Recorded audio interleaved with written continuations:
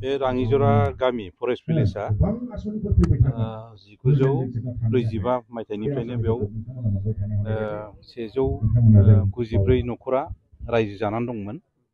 बिथांमोना बै समाव माने फरेस्ट डिपार्टमेन्टनि माखासे नेमखान्थि बायदियै बेगार बैनायबो जादोंमोन। बिथांमोना बेगार बैहैयोमोन आरो बिथांमोना बे समनिफ्रायनो बे जायगायाव स्थायी भाबै रायजो जाबोबाय थादोंमोन।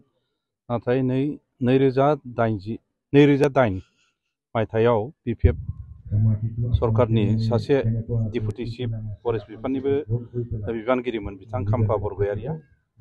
बिथाङा बे हाखौ फार्स्ट एडिशन बे मानास सेंचुरियाव बिथाङा बे राङिजरा गामिनि हाखौ सोसननानै होदोंमोन।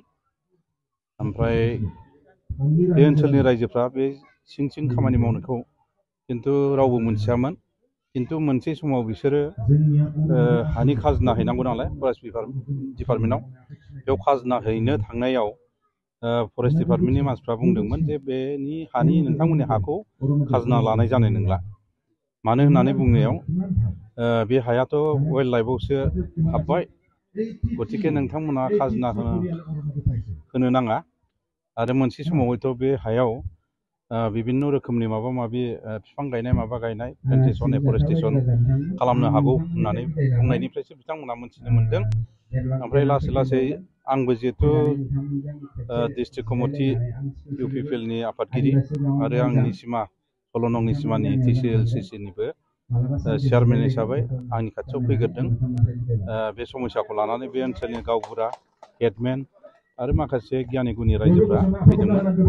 ओमफ्राय बिनि उनाव आंनि अनगायैबो आरो बिथांमोना जोंनि फरेस्ट बिफाननि EM रन्जित बसुमतारी बिथांनि खाथियावबो थांदों।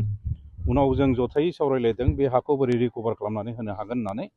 ओमफ्राय उनाव जथाय सावरायनायनि उनाव बिथाङा गावनि फरेस्ट डिपार्टमेन्टनि बिखया जायफोर माने हेड अफ दि डिपार्टमेन्ट दङ, DO4 दं, CSD दं, रेन्जारफोर दं, बिथांमोनजों सावरायनानै दा बेखौ गोबां माने हाबसननाय समाव वाइल्ड लाइफआव हाबनाय समाव माखासे नियम निथि बेवहाय बाहायनाय जादोंमोन। दा बेफोरखौ नेवसिनानैब्लाबो गोदान नियम बानायनानै दिनै बिथांमोननि हाखौ वाइल्ड लाइफनिफ्राय दिनै टेरिटरियाव बा नर्माल माबायाव लाबोफिननाय जाबाय आरो। बिनिनो दिनै फोरमान हिसाबै राङिजरा गामियाव बे जमाबन्दि होनो, बे जमाबन्दि 194 न'खरनो जमाबन्दिखौ होनाय हाबाफारि लानाय जादों।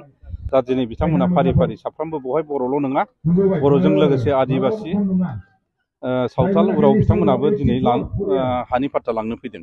बिथांमोना UPPL सरकारनि माखासे हानि पाट्टा लेखा राननायखौ लायाखै। दा बैफोर बिथांमोना माबायदि खहा जानो हागौ? बिथांमोनाथ' माने दाथ' माने फरेस्ट रुलार एक्टआ दा इनटेक्ट दङ। फरेस्ट रुलार एक्ट 2006नि जिनिखि आयेन, बे आयेन दङ। खिन्थु नुनो मोन्दों जम्मु काश्मीराव जेरेखम माने आयेनफ्रा माने रिपिल जादों, थिग बिदिनो जुदि बोरैबाफोर माबा खारनाव जुदि बे फरेस्ट रुलार एक्ट 2006नि एक्टआ जुदि रिपिल जायोबा, जाय लायाखै बिथांमोना बिनिफ्राय माने पार्मानेन्टलि बन्सित जागोन आरोखि। खिन्थु बेराफारसेथिं ओरैबायदिबो नुनो मोन्दों, दहाय आं मोनथिनो मोन्दों माने BPFनि माखासे ब्लक कमिटिनि दैदेनगिरिफ्रा UPPLनि होनाय हाखौ लानो नाङा होननानै गावनि समर्थक बा सापर्टारफोरखौ बिथांमोना बुंदों, जाम्बा जाम्बिफोरखौ। खिन्थु बेराफारसेथिं गावसोरो माने एप्लाइ खालामनानै दा प्रप'जाल हरगासिनो दं आरो। बेबायदिबो बेराफारसेथिं बेबायदि जानायखौ नुनो मोन्दों, बिसेसकरि निसिमायाव। BPFनि दैदेनगिरिफ्रा गावसोरो अलरेडि प्रप'जाल हरबाय, एप्लाइ खालामबाय। खिन्थु बेराफारसेथिं जाम्बा जाम्बि गावसोरनि समर्थकफोरखौ, सापर्टारफोरखौ बिसिनि हाखौ लानो नाङा होननानै बेबायदिबो फोसावदों आरो बिथांमोना। बेबायदि जानानै दं।